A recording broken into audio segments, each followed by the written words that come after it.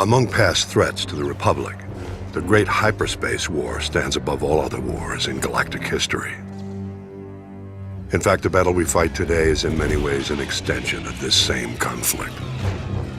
The Sith Empire we believe we had destroyed in this war has now returned to avenge its defeat.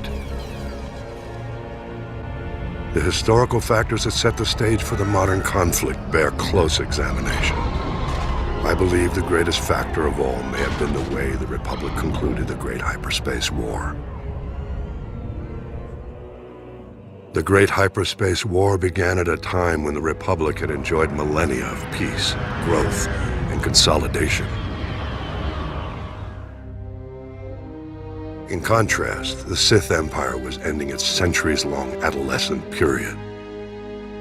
Undiscovered by the Republic, the Sith had conquered all of the star systems near Korriban. They were now seeking new opportunities for expansion. At this time, a brutal power struggle had broken out following the death of the Sith ruler. Among the contenders was the Dark Lord Naga Sadow. Whether by chance or destiny, it was at this time that two Republic explorers stumbled onto Korriban. Naga Sadow seized this opportunity to gain political advantage. The explorers were imprisoned as spies, but Naga Sadow staged an attack to liberate the explorers. He left evidence, suggesting the attack was a Republic military operation. Leveraging the widespread fear of an impending Republic invasion, Naga Sadow rallied the Sith to unite behind his cause, a preemptive strike against their newly discovered enemies. Eager for war, the people embraced Naga Sadow as their new ruler. His first act was to launch a vicious assault against the Republic. The Sith armies attacked on several fronts, including Coruscant itself. Naga Sadow commanded all his forces from a meditation sphere suspended over a giant star. The initial onslaught overwhelmed the Republic's unprepared defenses. The Sith Empire's victory was almost assured, but as happened so often, the dark side turned upon itself. Naga Sadow was betrayed by his apprentice.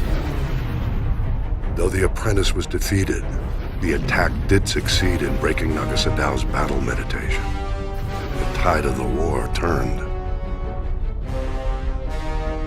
The Sith were lost without their leader's direction, and the Republic forces soon chased the invaders back to the very doorstep of Naga Sadow's meditation sphere.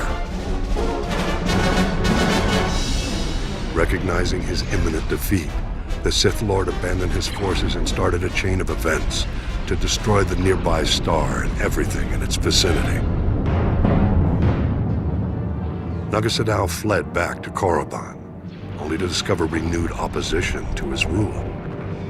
Civil war broke out, whittling away what was left of the Sith Empire's already weakened armies. Naga Sadow defeated the upstarts, but the Sith were defenseless when the Republic fleet attacked shortly thereafter. As the Republic fleet wiped up what remained of the Sith military, Naga Sadow fled again, this time into permanent exile on Yavin 4.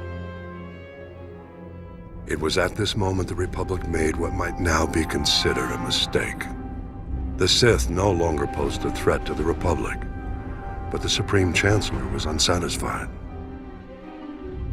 Jedi and Republic forces were sent to Korriban and other Sith planets to ensure no remnants of the Sith Empire remained. It was this action which drove the surviving Sith to flee into deep space, with the new Dark Lord who rose to take Naga Sadow's place. The same Dark Lord they continue to call Emperor to this day. I believe this was why he led his people to rebuild their civilization on Drummond Kaz. And this was why they returned 13 centuries later to get revenge against the Republic. One must wonder how things might have been if the Republic had handled the end of the Great Hyperspace War differently. We mustn't forget, though, The conflict at the heart of the Great Hyperspace War and the war we fight today began even before the Sith Empire rose to power. I'll elaborate in the next holo record.